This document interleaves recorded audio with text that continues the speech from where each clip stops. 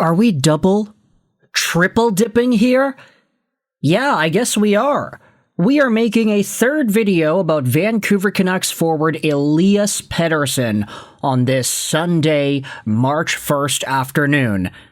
Because shortly after we made our commentaries talking about Pettersson's bad game against Seattle, and the Detroit Red Wings aggressively pursuing Pettersson in trade talks, we had ourselves this post that was made by Ian McIntyre on Sportsnet.ca.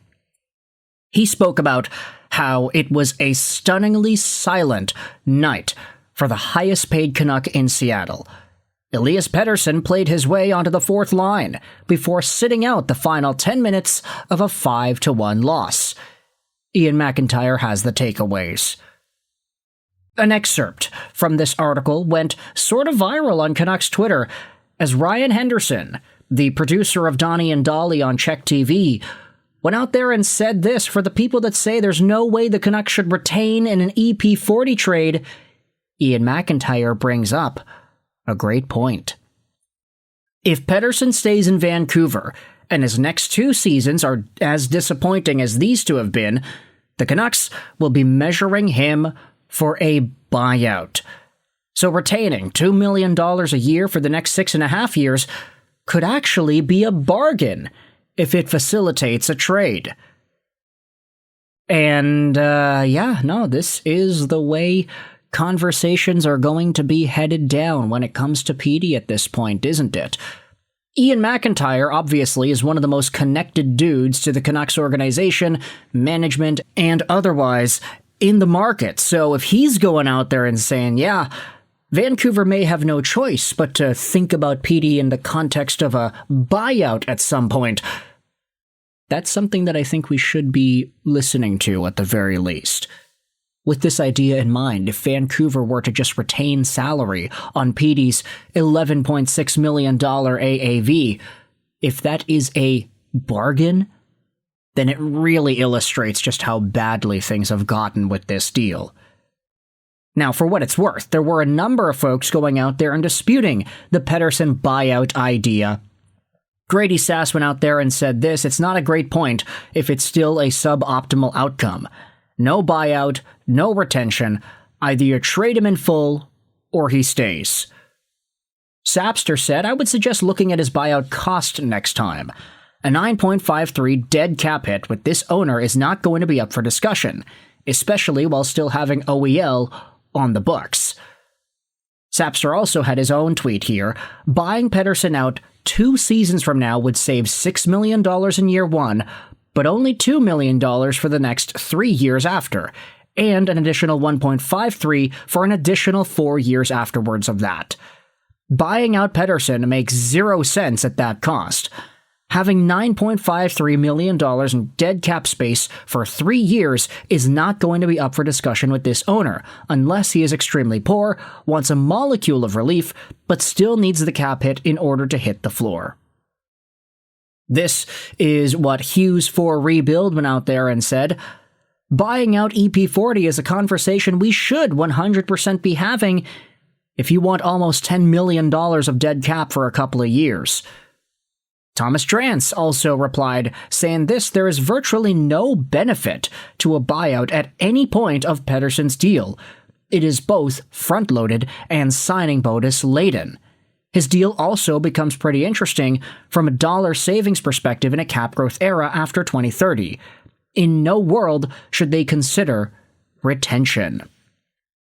So, Drance seems to have the same opinion that Grady was tweeting about earlier. No retention, no buyout. Either you keep him here or you send him away fully charged. There is no benefit to either of these.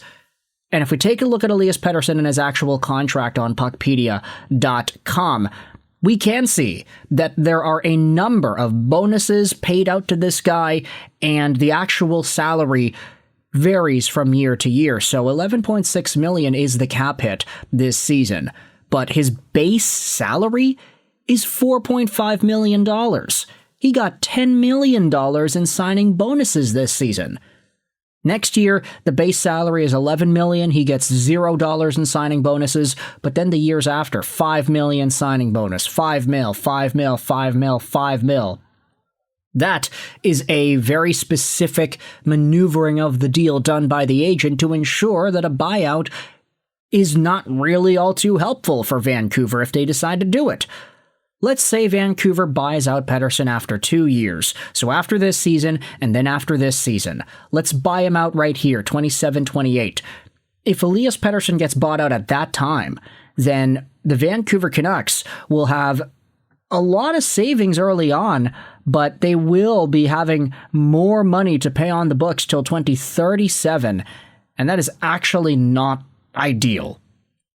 I understand it's a growing cap world, it's whatever, but you don't want to be on the books for 10 more years with Elias Pettersson if you're buying him out at that time. And then some, you think about just the retention spots as well. There are a number of teams that will seemingly take on Elias Pettersson at 11.6 if the cap continues to go up the way it has been. Maybe Petey doesn't even get traded this season. Maybe he gets traded later in the offseason. Maybe it's to Detroit, maybe it's to Carolina, maybe it's to whomever. But at this point, Alvin and Rutherford cannot afford to have retention holding them down. There's no cap benefit to a buyout. There is no world where they should consider retention. For what it's worth, Ryan went out there and said this. I see this now after looking on Puckpedia myself. I stick with the fact that I'd be cool retaining on a trade. You have to move on from that dark cloud if somebody out there is interested. Cody Knight said there's no rush for a Petey trade. A bunch of clickbait-chasing reporters. We aren't pressed against the cap with youth needing extensions. You have a chance to get a top pick in McKenna or Stenberg who could actually provide this lineup some skill, thus benefiting Petey. Now, I'm not going to speak out about clickbait reporters because I feel like I'm kind of included in that bunch as well, but there also were a number of folks saying, like, hey, you should not trade Pettersson or you should not buy out Pettersson until you give him a chance to play with McKenna or Stenberg. Give this guy reason to revive his career. He's playing with a bunch of bums this time around. Not to say that Höglander or Linus Karlsson are not NHL caliber players, but there was a season where Pettersson was very good and he was playing with guys that also were very good. I mean, Andrei Kuzmenko was a near 40-goal rookie in the National Hockey League, sub-point per game. Pettersson was so damn good in this year, and it's kind of a miracle that he ended up becoming this bad after that. A miracle in the worst sense of the word. So with all that said, I want you to let me know your thoughts in the comment section below. How do you respond to the Pettersson buyout discourse, which has now taken over parts of Canucks social media and fan discussion? Do you think a Pettersson buyout is realistic? What are your thoughts on the dollars it would cost? Do you think it's more of a start fresh, rip the Band-Aid off type of situation? Or is it more of a foolish, they're just straight up giving up value on assets that they didn't have to give up type of thing? Let me know your thoughts in the comment section below. I hope you enjoyed this video. Sign on, and bye.